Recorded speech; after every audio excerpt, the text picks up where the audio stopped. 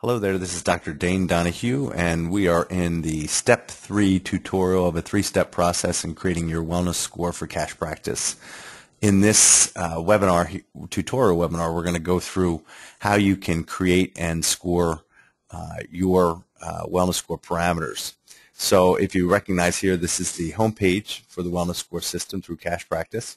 I'm going to go down into settings, and you'll see a very familiar, hopefully a very familiar page here.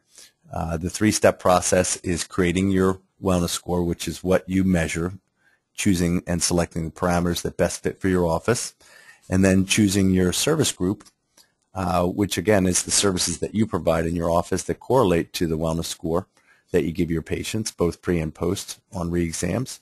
And then the final one here is what we're going to do today is go through what do you score and recommend. And here is where we look at the categories that we've created for the wellness score system. You may create new categories if you don't like the categories that we've created. We've tried to create the categories in the 3-dimensional model of what we feel chiropractic and health is all about, which is the physical and structural category, the biochemical and nutritional category, and then also the mental emotional category.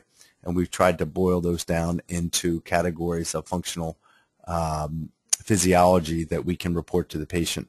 So if you see here, we've created 4 categories: functional fitness, nutritional assessment, functional nutritional assessment, general health, and neurospinal health. We thought it was really important that we had a category that really helped to communicate the chiropractic parameters that we want to report back to the patients. Please know that if there's a category here that you would like to use, you can create it here. So you could just go in here, and let's say that you want to create the mental emotional category. You certainly could do that, and then you can assign parameters to that. So let's do that now. We're going to create the mental emotional health category and save that. Once we save that, we're going to have to add parameters to that. And this is important because if you don't add parameters to it, or let's say you only add one parameter, it's going to weight that pretty heavily compared to the other categories. In creating the wellness score, your wellness score gets averaged based on the category scores. So if you have, let's say in functional fitness, you only have 2 assigned parameters, then those 2 assigned parameters are going to be averaged into your functional fitness score.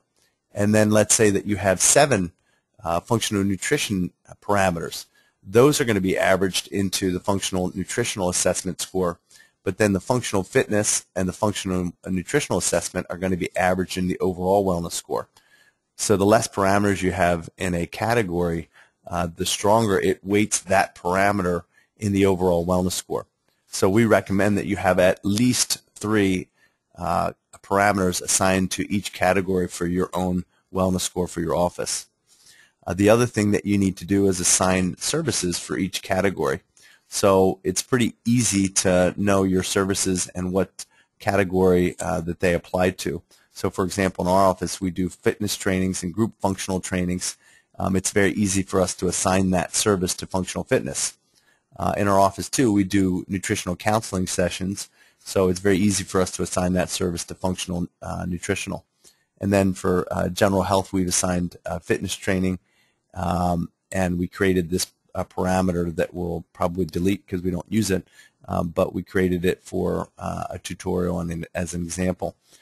So maybe you would want to put fitness trainings, and also for us, we would want to put our chiropractic adjustments and assign that to general health as well. But here's the mental emotional health category that I just created. We can assign parameters to that. I think it's a little bit more difficult to create the mental emotional category. That's why we didn't, because we don't use a lot of surveys, and obviously mental emotional health, for the most part, unless you're using HRV or some other way to really assess the sympathetic nervous system, it's harder to assess mental emotional health because it tends to be subjective, but there certainly are some surveys that you could use to judge a person's overall allostatic stress load in a mental emotional capacity. So you would just assign parameters to that.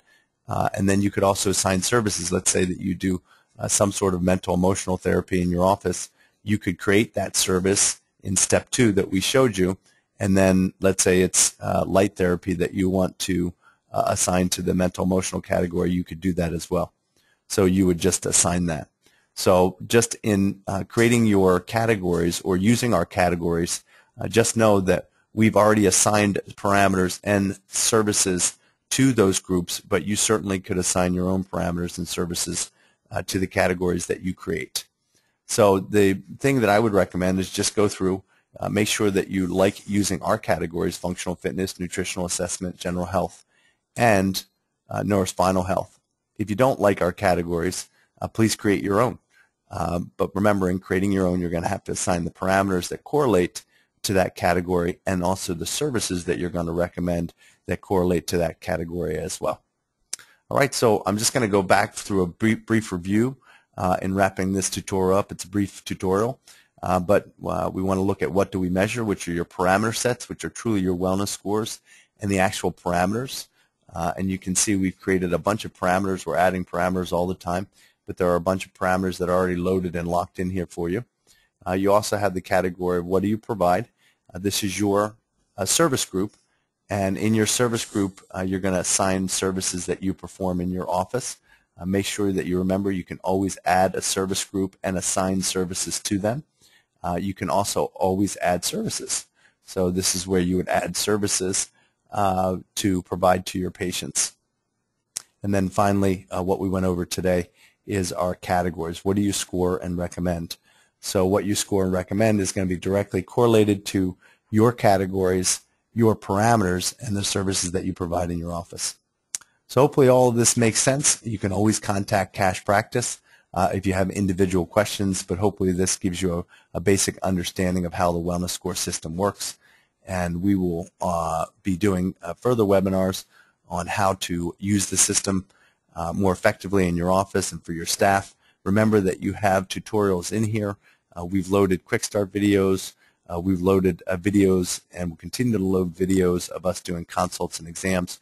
We're also loading parameters, individual parameter videos, so that you can understand how we use the individual parameters and why we've added them to the wellness score. And also remember, you have downloadable forms and downloadable exams that you can use, exam forms that correlate to the wellness score as well. So this is Dr. Dane Donahue. I'm going to sign out, and good luck in using your wellness score.